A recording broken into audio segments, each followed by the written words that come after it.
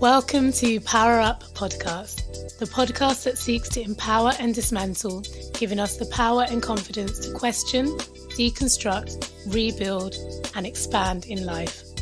I'm your host, AmaRouge, voiceover and multidisciplinary artist, well-being advocate, food and book geek with over 14 years of movement-centered experience. I am your host, Mesma, artist, choreographer, yogi and coach with a passion for alchemy, creativity, transformation and workplace wellness. We recognise that we can't dismantle and empower or be empowered without first learning ourselves, diving deeper to unlearn the harmful, restrictive and unprogressive. It's an ongoing practice and journey for us all, which is why we created this podcast. Our show features guests doing the work to enlighten, deconstruct and power up in their own magical ways. We're going to be having conversations around the power of healing, transformation, well-being and creativity, and how they feed our personal and collective evolution, how they help us power up. It's an Ella special, an Amela sandwich. And we are here to talk slow living together. It's been a journey for both of us, being that we are two beings who have a lot of passions, a lot of creative outlet and a lot of things in our lives. But both of us are really passionate about slow living. So let's crack on with the question. Amma, what does slow living mean to you? Or how do you define it within your own world, which is so full? So what does slow living look like for a human who wants to do everything? Yeah. And Ellen knows that I used to have that nickname, Rouge, I want to do everything noir, which was given to me by Leanne J. Leanne J, shout out, who is an absolute beast in just her whole humanity and existence. Such a gorgeous human. Whoop, whoop. We love you, Leanne J. We do, we love you. And actually, I guess in defining slow living, I feel like there's a little bit of a expansion on that, like Rouge, I want to do everything noir.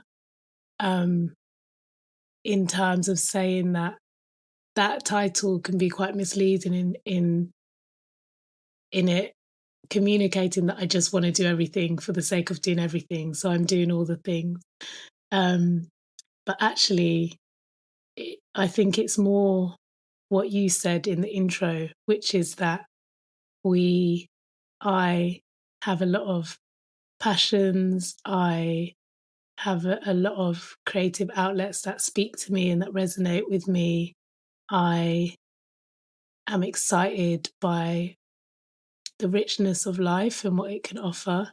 And I really feel like this is simply how I'm made. I think I'm squiggly brained. I think I'm also, I have a lot of angles in the way my brain works as well, actually.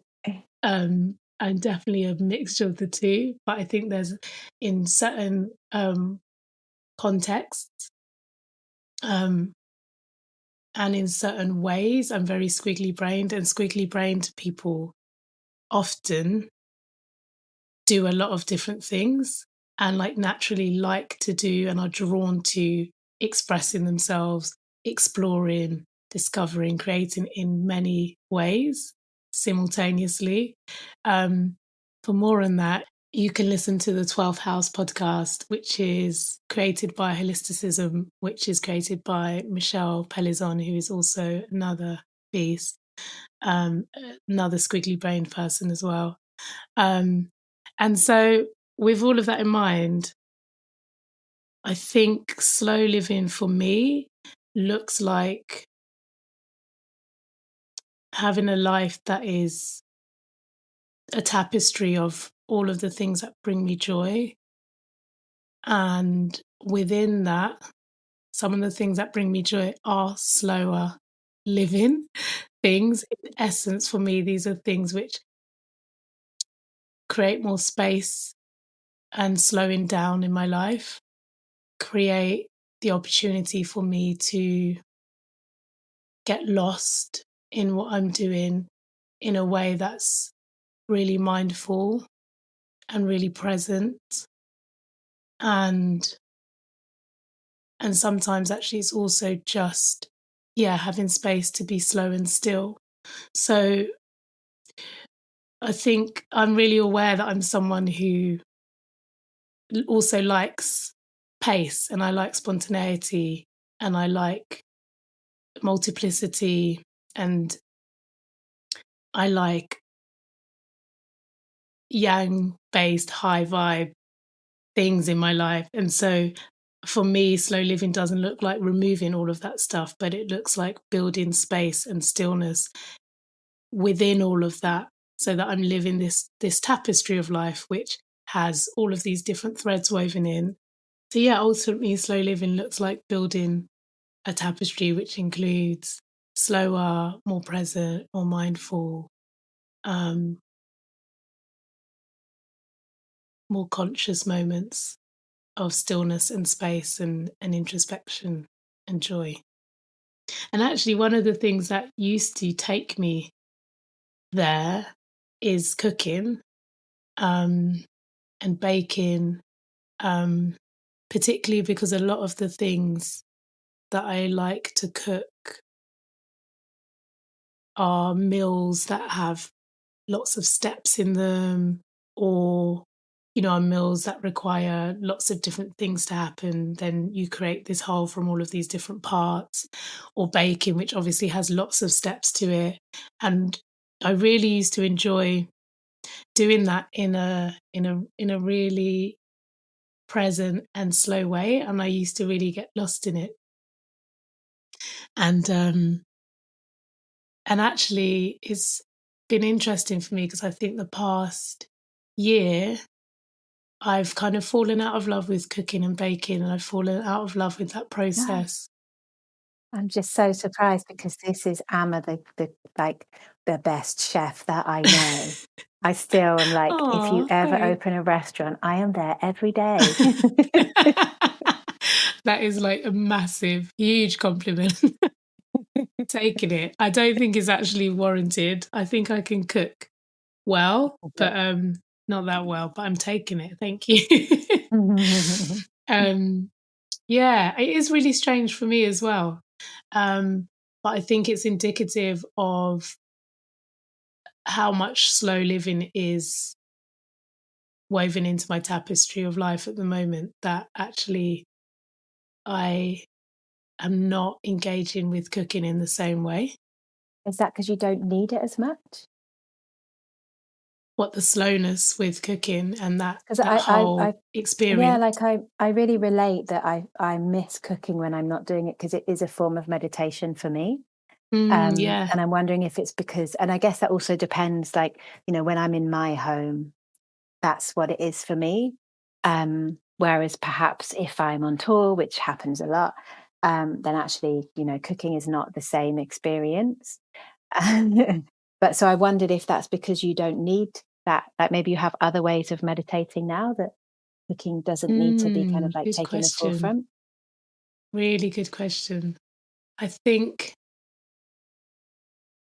I do still need it, and I think I would still love it, but I feel that I don't have time to cook in that way right now, and I don't have energy to cook in that way right now.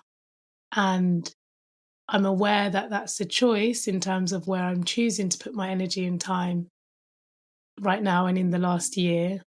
And I think it's that relationship of, sometimes certain things have to exit so other things can come in. And I always see it as this kind of something sliding in and something sliding out. And sometimes it's not a complete slide out. Sometimes it's just a shift, in how present it is. Or an evolution. Yeah. But I do feel like I need it still. Like, but I almost can't. I feel like my being can't slow down enough to enjoy that process right now. Yeah, and that's really interesting. So I've just come off of a really intense project, which was like everyone was in high stress mode, and I was, I get this comment all the time of how are you so calm? Mm. So I was able to hold calmness, but then Mm. I would get to the end of the day and I would, be lying in my bed and I was like, I can feel the kind of, those small traumas, maybe, although actually some of them were quite big traumas, to be honest. But I can feel it in my body. I can feel all the emotions being held in my body, and that I knew I wasn't able to, like, I had to kind of get through. I'd gone into survival mode essentially in this job, and then this week now I have some space and some time. And what I've been doing is in between that to-do list, because I'm a big believer in the the structure is what allows me to incorporate slow living within my life. And so almost like taking the to-do list out of my head, Mhm. but not having that to-do list that feels never ending. I'm just like focusing on, like, maybe there's 3 tasks a day That maximum. day. But then what Yeah. yeah. But then what I'm doing in between that is I'm going and being in nature, and I'm just lying down, and I'm having this most profound feeling of, it's almost like I can literally feel all of that stressful energy, which almost feels like illness in the body, which essentially, Which we it know yeah, it effectively is, it right? It is. causes dis-ease in the body, Yeah. it causes disease. I can feel it kind of, it's almost like I could paint it, or I could, like, it just feels so physical and so visceral, of this energy seeping out of my body and into the earth, and the wonderful Mother Earth just like holding me, to the point where I was late yesterday. So I was meeting my friend for lunch, and I was like, "Sorry, I just was having so much fun lying down." I was like, "Come on, body, we need to get up now." But it's just such a wonderful process, and I wonder if there's that, like, maybe once we get to a certain point, and it's such a privilege to be able to do that. I recognize that this is quite a new territory for me to, I'm a yoga teacher and I have been for years, yes, but to actually be able to go, and actually maybe again it's my thinking rather than whether or not the reality of whether or not I had the time for this. But in the past I believed I didn't have the time, um, and this is such a privilege to be able to go, right, this is what I'm going to do. I've done a bit of work, and now I'm going to go and lie down in a park and just earth. But I think it's really essential for me to get to that state where I am choosing the things that are from that high vibe. Like, for example, in the Wheel of Consent work, they talk a lot about how actually we there's a certain level of this kind of earthing energy that we need before we're able to communicate from that prefrontal cortex being online, Mm. and that we won't know, we don't know it until we get there. And this kind of feeling of like, I'm being my whole self in a space, rather than Yeah. being in that state of trying to be good enough, trying to prove yourself, all of those other layers of Yeah. what's often going on when we're in stress and survival. Yeah. Yeah. Yeah. And it makes me think about my recent TRE sessions with Martha Coffey, who we've had on the Whoop, podcast whoop, whoop. recently. Check out that Um, episode, listeners. It's amazing. it's really, really, really great. And that's the series on the nervous system, one season back, season 4. Also Um, very related to slow living. very related. Yeah, exactly. That's exactly why it connected for me and why I'm raising it, because I feel very much that post TRE session, which stands for tension trauma release exercises, I am exactly in that space where I can arrive into spaces much more fully as myself, and from a much more grounded and really peaceful and centered space. And actually, internally, what happens for me is that everything slows down. My brain chatter slows down, the cogs in my brain slow down, my breathing slows down. It even feels like my cells in my body slow down. And the result of that Mm, is that externally, everything else slows down. So yeah. whatever I'm doing, I always have some time after the session to just be and then write. But then whatever I might go Mm, on to do, if I try to avoid doing anything after, but if I do have something that I'm going to go on to do, I really noticed that the whole action and expression of it is completely slowed down, and it's like an Yes. internal to external mirroring, and And it's amazing. And I would say in that way, TRE really brings slow living into my life. It brings it in through another thread, and it's something that I will beautiful. continue to do. I have a question. Yeah. Um, Tell me what you did about me. exactly. Do you find, because I'm finding as well that I still personally as well, I think this is probably just like the Ella that wants to do everything.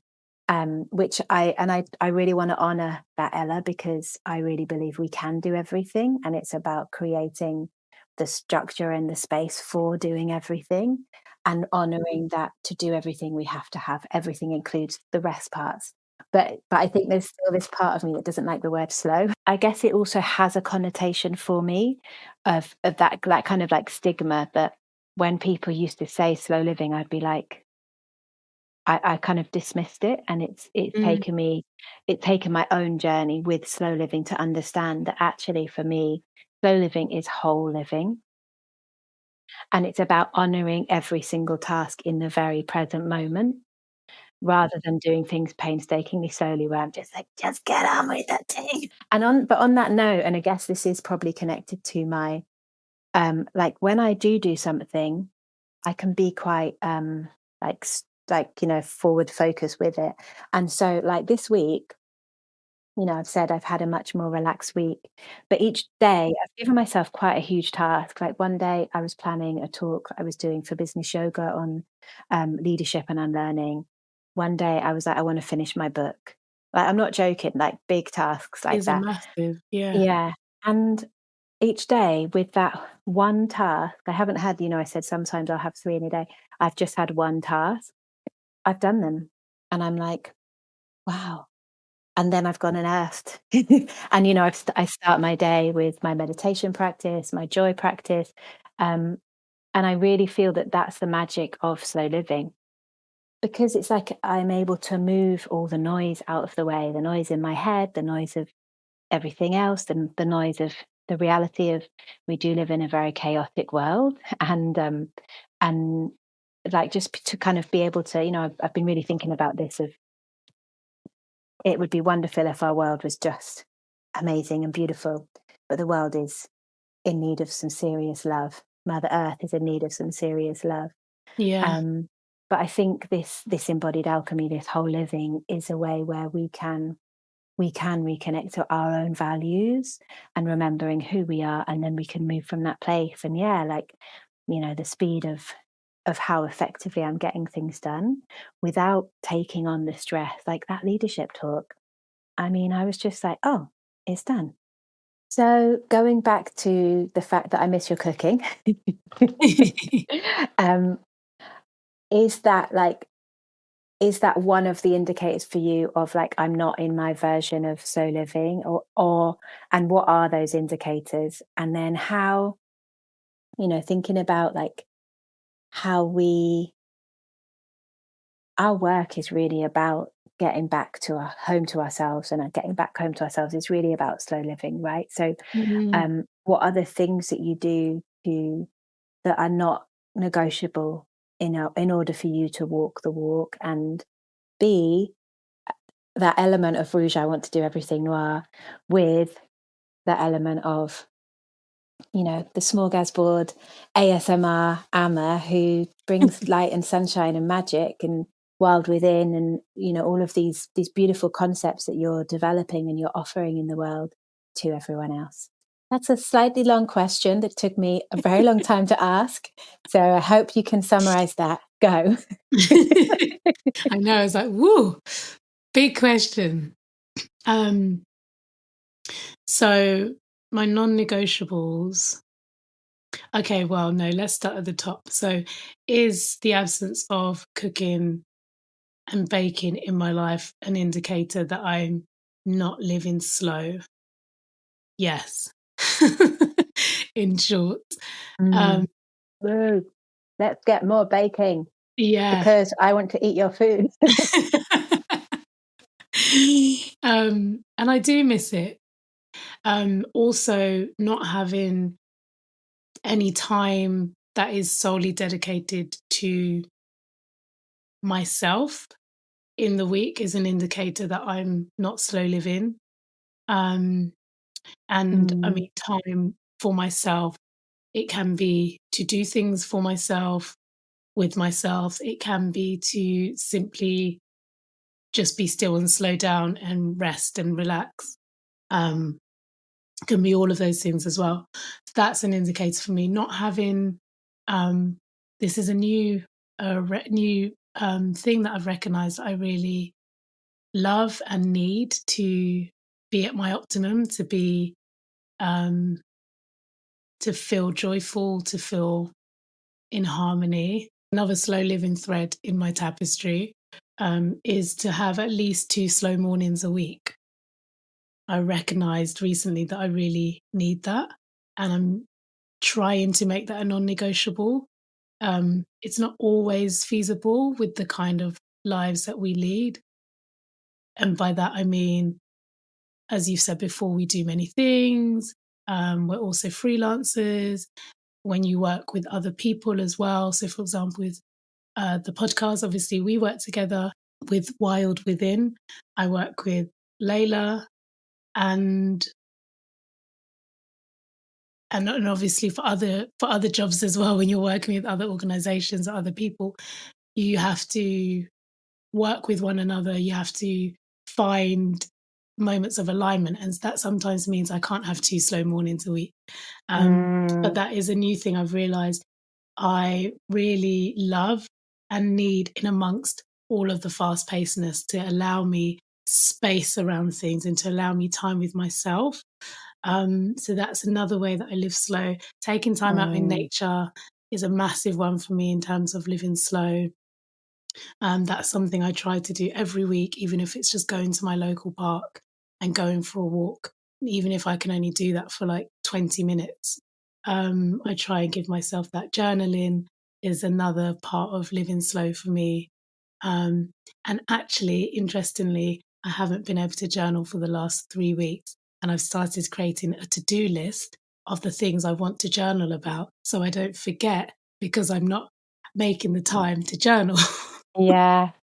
Which is a huge sign to me as well that I'm not honoring my slow living journey and what that looks like for me. So Mm. I'm definitely right now in a moment of fast living. Speaking of journals, my journal's about to drop. My journal's about to drop. Version 2, and it's like so upgraded. It's just I love it. It's kind of this second version, it's like the slowed down version. It's the simplified version. And Mm, it's yeah, just going a lot deeper with my own journey, and kind of really revealing what my morning practice looks like and how much that sets up my day. gorgeous. I also want to say, that I recognize that personally for me, that there will be moments and seasons where I can't live slowly in my definition of slow living. Um, Mm, or I can't. Maybe can't's not the right word, but where the requirements of life result in me having to live faster for that season. mm. And I'm okay with that, as long as slow living is something that is interwoven in my life, as opposed to it being an add-on. I wanted to say some of my favorite things, new slow things. One is sitting on park benches, like I've seen older people do for so many years. I've thought, what are they doing? And I've really got into it, of like, rather than finishing a job and then moving on, then it's like, then we get on public transport or we get in an Uber or whatever we're doing to get to the next thing, of like taking, taking a turn, I was going to call it, but like going and sitting, maybe like I walk up a little route around a park and then I just sit on a park bench and just complete that process and have a moment for me, because it's so easy. when we don't stop to be constantly in giving mode and constantly in service, and to just really have that time to check in and check out. I also want to big up pleasure and orgasms. Yeah. I think they're a really important part of slow living and just being in connection and being in pleasure, because I really feel there's a connection with being in that state of safety and relaxation and Yeah. orgasmic life experiences and joy. And hugs, just beautiful hugs, and that the joy that can give when you just have a beautiful hug, and then it's like, just that's it. No strings attached to that hug, just good hugs. And I think last thing is just what you were saying about the slow mornings, of letting go of this shoulds and shouldn'ts idea about that, like just the beauty of going slowly and how that allows us to move into that state of slow. I think it's the best thing in the world. Yeah, absolutely agree. And it creates space around things. Personally, for me, I've recognized that's really a key part of me feeling centered and feeling like I can then pour out in the ways I'm choosing to in my day, and also enjoy what I'm doing in my day. Mm. Yes, buffers of space, the big one. It's really important. And like you said, and then it allows you to move, well, for me as well, to move onto whatever's coming next Yeah. without feeling really googly brained and really up high in my fight or flight. I move from a completely different space. So building space around the elements of my day is something that I try to do as much as possible. Thank you for listening. You can connect to us and our guests via the links in each episode's show notes. Before you go, we invite you to hit the subscribe button so you don't miss out on any of the goodness to come. And if you enjoyed today, perhaps tell a friend to tell a friend. We are always grateful for you, our listeners, for our fabulous guests, and to everyone who has contributed to and been a part of our journey here. Our music is by Tomo Carter. Everything else is brought to you by us, the PowerUp Power Team. I'm Mesma. I am AmaRouge. And we are PowerUp Podcast.